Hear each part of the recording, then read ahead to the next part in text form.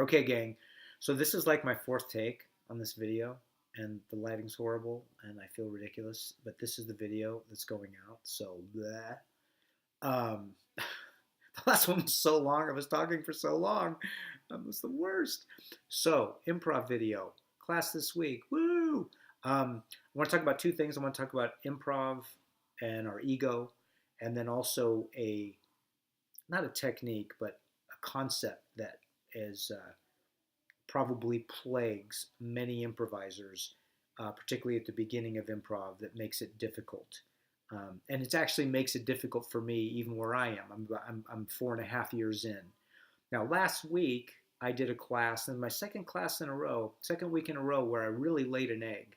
And I just went, wow. Well, number one, my ego goes, God, aren't I better than that? I've been doing this for 4 years. Shouldn't every scene be amazing? And shouldn't I just be a genius? No, it's not.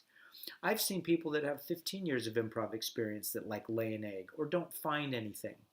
They'll go out there and they're animated and they put their heart and soul into it, but you go, yeah, it just wasn't very funny. It didn't hit. So I need to go a little easier on myself.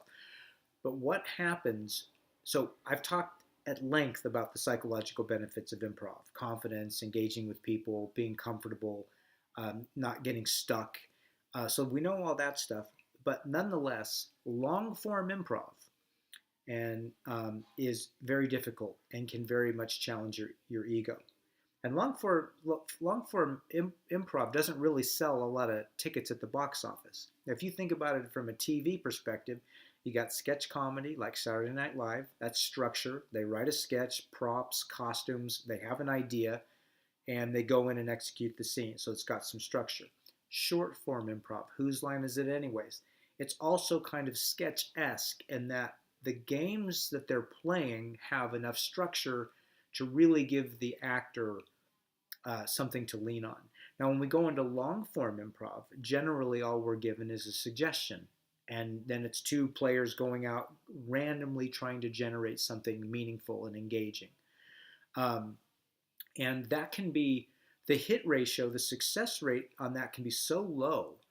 When we do feel it, like maybe 1 or 2 out of 10 scenes, it's kind of this lightning in a bottle.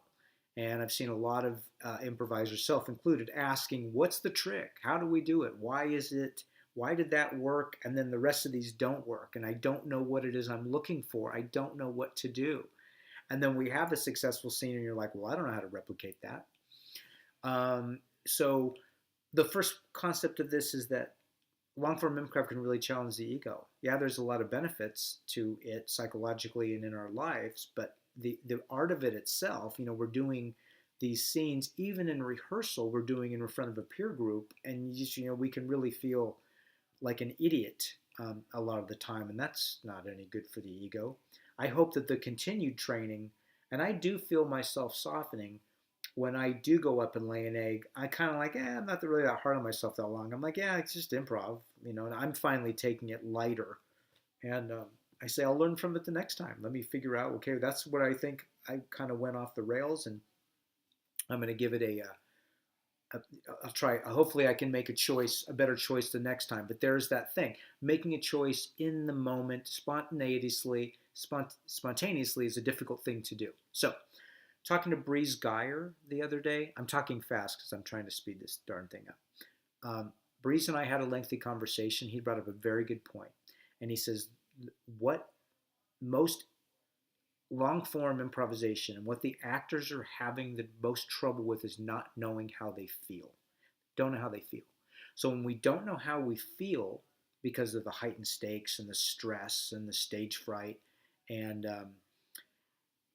when we don't know that, we will then, in lieu of that, throw in a bunch of other things, including the kitchen sink. Like we'll ask questions, or we'll get into conflict, or we'll go into defensive. We don't know how we feel, so we're going to try to take the attention off and go to crazy town and make up weird things. So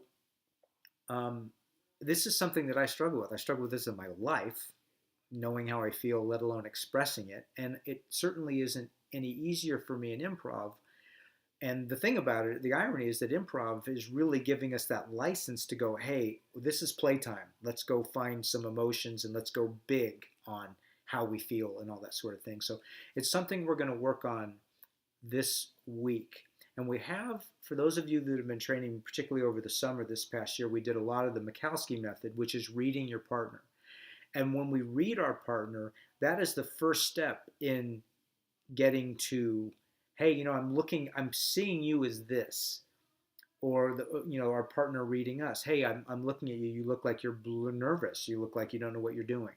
Um, and I think equally, and I've mentioned how powerful that is. And I've kind of lost that. I was so big on that, and I had a lot of successful scenes using that. And I have kind of tapered off of that. We haven't been doing it in class as much. And the other thing we can do is say I statements. You statement is, hey, I perceive you as this, and I statement is, hey, I feel like this. This is how I feel. And that first thing is, I feel this way, and that is going to inform, like we start to build and inform that character. Okay, what else is true about this guy? So we're going to work on that this weekend. We're going to do a little bit of a different twist on the Mikowski method, where we're going to be doing scenes and really from an emotional standpoint. We're not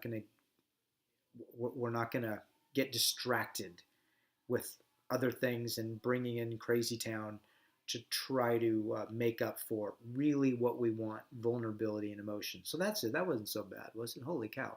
It's still long. Still a long video. Anyways, that's what we're going to be doing on this Saturday. Does that make any sense at all? I don't care. It's improv. It's not going to make sense. It's going to be stupid. Hope to see you on Saturday, guys. Out.